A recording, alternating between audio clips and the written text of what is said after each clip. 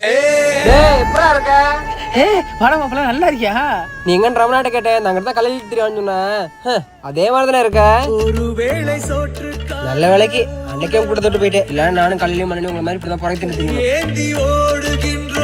என்ன பாத்தியா, மாசம் 5000 சம்பாதிக்கிறேன். காது மாடியில ஏசி ரூம்ல வேலை. நீ என்னடா கல்யாணம் தெரியுற. சரி சரி, அடுத்த மாசம் கல்யாணம் வச்சிருக்கேன், வந்துரு. வரும்போது இப்பெல்லாம் வந்துடாத, ஏதாவது பிளான் எடுத்து மாட்டிட்டு வா. சொல்லண்ணா, வீட்டுல வச்சிருந்த 5000 காசு காணாம்பா. ஒரு 5000 தானே, ஒரு நாள் சம்பளம் தானே, தொலைஞ்சு போட்டு விடுனே. சரி பாக்குறேன். சரி சரி. சொல்லு மாப்பிள்ள. மாப்பிள்ள எங்கேயோ கே உன் பொண்டாட்டி தலையில வை. மாப்பிள்ள நீங்க போய் ஏசி ரூம்ல உங்க மேனேஜருக்கு புழுக்க வேலை பாப்பீங்க, இதெல்லாம் எதுக்கு தூக்குறீங்க? அவன் கிடக்குறான். ஏன் மாப்பிள்ள ஒரு நாளைக்கு 5000 சம்பளம் உனக்கு? அது எனக்கு இல்ல, என் மேஸ்திரிக்கு.